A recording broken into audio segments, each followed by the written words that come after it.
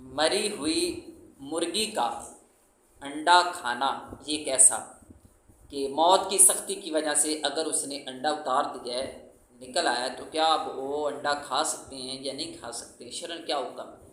اولاً تو آپ ذہن نشین یہ فرما لیں کہ ایک اصول ہے کہ ایسا جانور یا ایسا پرندہ جس کا گوشت کھانا شرعاً حلال ہے تو اس کا انڈا کھانا بھی حلال اور طیب ہوتا ہے، جائز ہوتا ہے کھانا۔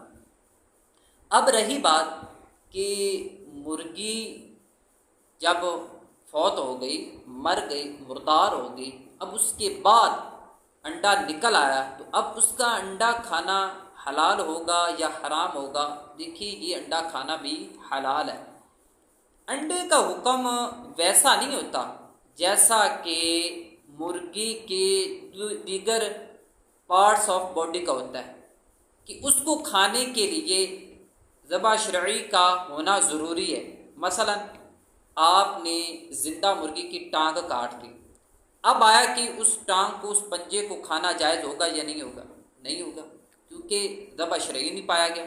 جب ذبح شرعی نہیں پایا گیا تو وہ مردار ہے، حرام ہے، اس کو آپ نہیں کھا سکتے۔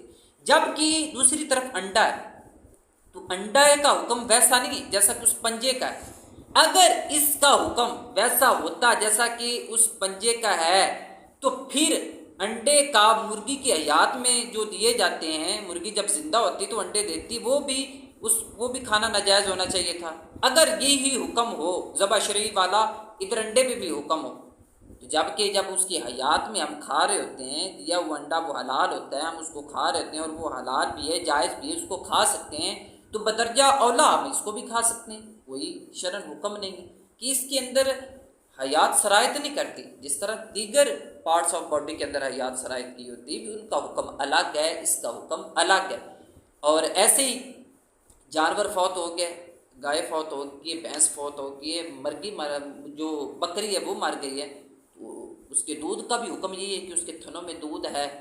تو اس کی تفصیل اور اس پر اچھا خاصا کلام امام جساس نے احکام القرآن للجساس کے اندر بھی ذکر کیا ہے۔ اور اس کے علاوہ دیگر ہم فقہا کی طرف نظر کریں تو امام سرخسی علیہ رحمہ نے مبسوط سرخسی کے اندر بھی اس کو ذکر کیا، اور دیگر کتب کے اندر جیسا کہ المحیط برہانی کے اندر بھی اس کے حوالے سے کافی کلام مذکور ہے۔ واللہ اعلم ورسولہ اعلم۔